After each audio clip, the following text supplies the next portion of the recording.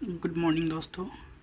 आप सभी को डीएलएड क्लासेस की तरफ से बहुत सारी शुभकामनाएं और आशा करते हैं कि आप लोगों की तैयारी बहुत अच्छी तरह से चल रही होगी। मैंने पिछली वीडियो में इंग्लिश का जो हमारा थ्योरी क्लास चल रहा है उसमें आप लोगों को पार्ट ऑफ स्पीच में एडवर्ब तक मैंने करा दिया था और उसका एक एग्जाम्पल भी दे दिया था। मैं फिर से एक बार आप रिवाइज कर दूं, उसके बाद हम आगे चलते हैं। एडवर्ब से ही हम शुरू करेंगे।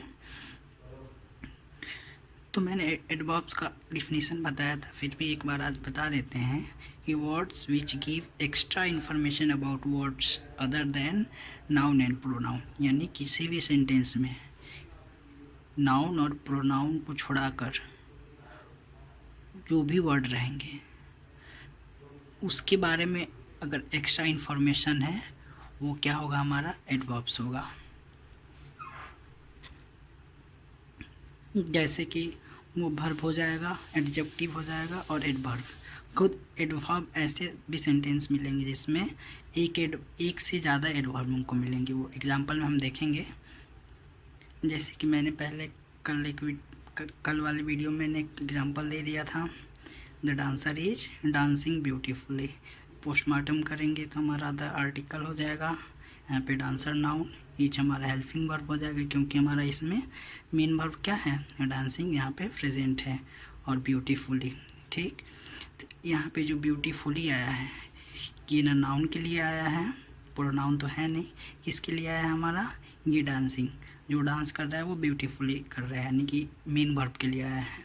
तो मैंने क्या बताया डेफिनेशन में, नाउन और प्रोनाउन को छोड़ा के किसी भी वर्ड्स के बारे में जो भी वर्ड्स एक्स्ट्रा इन्फॉर्मेशन देता है वो क्या होता है, हमारा एडवर्ब होता है। तो यहाँ पे मेन वर्ब का एक्स्ट्रा इन्फॉर्मेशन कौन दे रहा है, यहाँ पे ब्यूटीफुली, डांसिंग ब्यूटीफुली, तो क्या हो जाएगा हमारा, ये एडवर्ब हो जाएगा।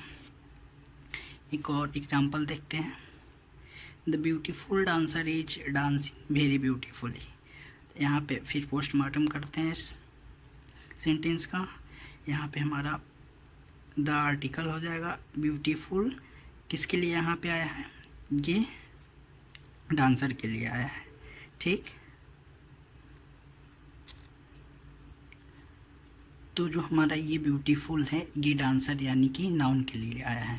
तो नाउन के लिए आया है तो क्या हमारा एडवर्ब होगा, नहीं, ये क्या होगा, हमारा एडजेक्टिव होगा, क्योंकि डिफिनीशन के हिसाब से नाउन और प्रोनाउन के बारे में जो एक्स्ट्रा इन्फॉर्मेशन देता है वो क्या होता है, हमारा एडजेक्टिव होता है। और जो यहाँ पे ब्यूटीफुल आया है वो नाउन के लिए आया है, यानी डांसर के लिए, तो ये एडजेक्टिव हो जाएगा, हमारा एडवर्ब नहीं होगा। इज हमारा हेल्पिंग वर्ब, डांसिंग में वर्ब, वेरी, तो वेरी डांसिंग के लिए आया है।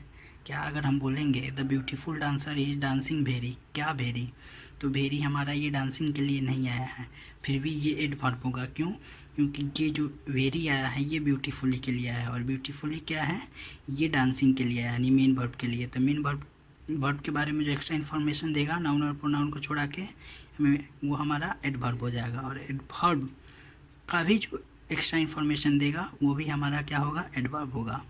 डिफिनीशन आपको याद रखना है, नाउन और प्रोनाउन को छोड़ा के किसी भी वर्ड्स का अगर वो एक्स्ट्रा इन्फॉर्मेशन देता है तो क्या होगा, हमारा एडवर्ब होगा। आइए एक और एग्जांपल देखते हैं जिसमें बहुत सारे हमारे एडवर्ब मिलेंगे।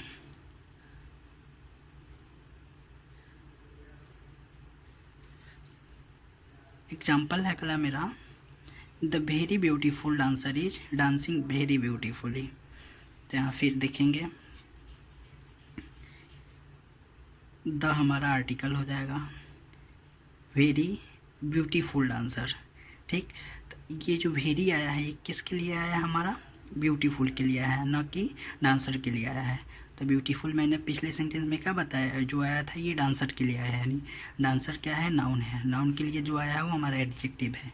बट जो यहाँ वेरी आया है वो यहाँ पे एडजेक्टिव के लिए आया है, तो ये हमारा क्या हो जाएगा, ये फिर एडवर्ब हो जाएगा। क्यों, क्योंकि ये एडजेक्टिव की एक्स्ट्रा इन्फॉर्मेशन देता है, और डिफिनेशन के हिसाब नाउन और प्रोनाउन को छोड़ाकर किसी भी वर्ड्स की अगर एक्स्ट्रा इन्फॉर्मेशन देता है तो क्या होता है, हमारा एडवर्ब हो जाता है। ठीक, फिर डांसर हमारा noun, is helping verb, dancing तो मेन वर्ब है ही, वेरी मैंने बताया, ये भी एडवर्ब होगा। क्यों? क्योंकि ब्यूटीफुली खुद एडवर्ब है और इसके लिए वेरी आया है, वेरी डांसिंग के लिए नहीं आया है। इन 3 एग्जाम्पल से आपको ये क्लियर हो गया होगा कि एक सेंटेंसेस में एक से ज़्यादा हमारा एडवर्ब हो सकता है, और जो एडवर्ब्स का भी एक्स्ट्रा इन्फॉर्मेशन देगा वो भी हमारा क्या होगा? एडवर्ब ही होगा। तो मान लीजिए किसी सेंटेंस में अगर हमको एडवर्ब का पता करना है, तो सेंटेंस में अगर कोई भी वर्ड्स मिल जाए जिसके लास्ट में हमारा जो सफिक्स जो है ly हो, उसमें 90% के केस में हमारा वो क्या होता है? एडवर्ब ही होता है। जैसे यहाँ पे हम देखते हैं कुछ वर्ड्स, क्विक जो है ये एडजेक्टिव से एडवर्ब बनाया गया है।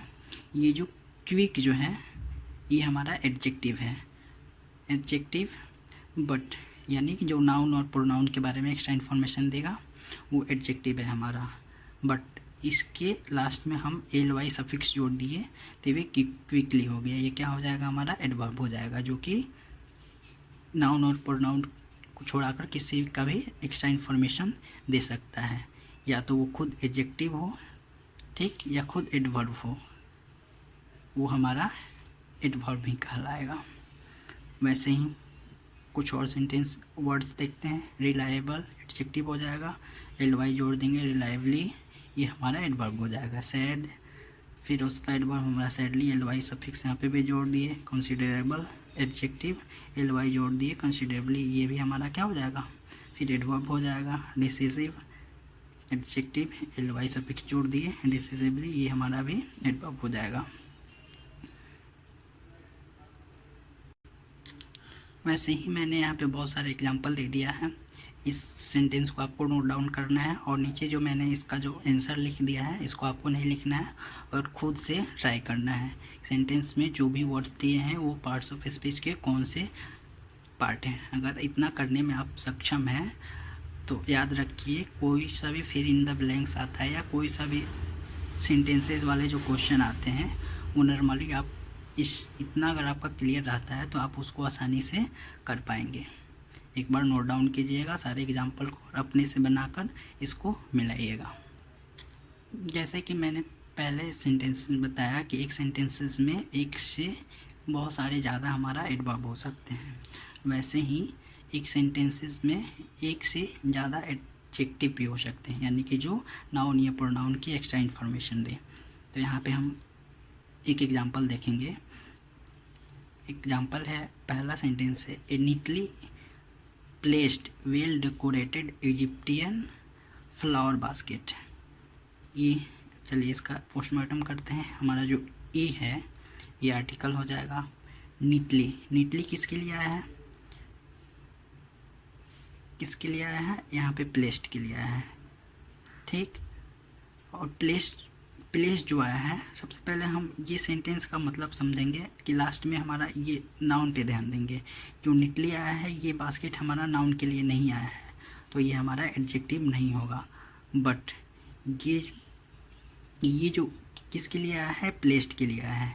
जो प्लेस्ड क्या है? एक वर्ब है, ठीक, और वर्ब है और इसका एक्स्ट्रा इन्फॉर्मेशन दे रहा है, यानी जो नीटली क्या है? प्लेस्ड के लिए आ रहा है, तो ये क्या हो जाएगा? हमारा एडवर्ब हो जाएगा। और जो प्लेस्ड है वो नाउन प्रोनाउन तो है नहीं, जो कि ये हमारा एडजेक्टिव हो जाएगा। और ये जो प्लेस्ड है वो ये क्या है?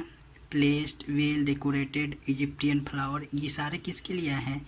ये नाउन के लिए हैं। प्लेस्ड क्या है? बास्केट को प्लेस्ड किया जा रहा है। वेल क्या है? वेल क्या है? ये आ रहा है डेकोरेटेड के लिए आ रहा है।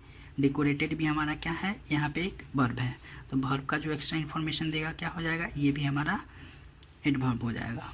बट डेकोरेटेड किसको डेकोरेट किया जा रहा है? इजिप्टियन फ्लावर को, ठीक, तो यानी ये नाउन के लिए आ रहा है, तो ये हमारा एडजेक्टिव हो जाएगा। इजिप्टियन किसका एक्स्ट्रा इन्फॉर्मेशन दे रहा है? जो बास्केट में जो इजिप्टियन फ्लावर, यानी जो इजिप्टियन फ्लावर का जो बास्केट जो हमारा नाउन है उसका एक्स्ट्रा इन्फॉर्मेशन है, तो ये भी क्या हो जाएगा? हमारा एडजेक्टिव हो जाएगा। ये फ्लावर क्या है? इन बास्केट के बारे में ही एक्स्ट्रा इन्फॉर्मेशन दे रहा है कि ये जो बास्केट है वो किसका बास्केट है, यानी वो फ्लावर बास्केट है, तो ये भी हमारा जो नाउन का एक्स्ट्रा इन्फॉर्मेशन दे रहा है एडजेक्टिव। तो ऐसे बहुत सारे सेंटेंसेज है जिसमें एक से ज़्यादा आपको एडजेक्टिव और एडवर्ब मिल जाएंगे। ऐसे ही मैंने 2 एग्जांपल और दे रखा है, इसको नोट डाउन करेंगे, दोनों को नोट डाउन करेंगे और अपने से पहचानने की कोशिश करेंगे और मिलाएंगे कि आपका इसमें से कितना गलत या कितना सही हो रहा है दोनों में से। और कोई भी डाउट होगा आप कमेंट सेक्शन में डालेंगे, आपका उसका सॉल्यूशन दे दिया जाएगा।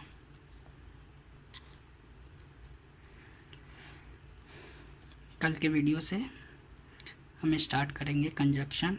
2 हमारा पार्ट्स ऑफ स्पीच का 2 ही हमारा टॉपिक रह गया है, कंजक्शन और इंटरजेक्शन। हम शुरू करेंगे कल बेसिक कंजक्शन रूल से, उसके बाद इंटरजेक्शन तो कुछ नहीं है उसको, फिर पार्ट ऑफ स्पीच ख़त्म हो जाने के बाद हम इसके सारे क्वेश्चन करेंगे, फिर उसके बाद हम अगले चैप्टर सब्जेक्ट वर्ब और एग्रीमेंट करेंगे। तब तक के लिए जय हिंद दोस्तों।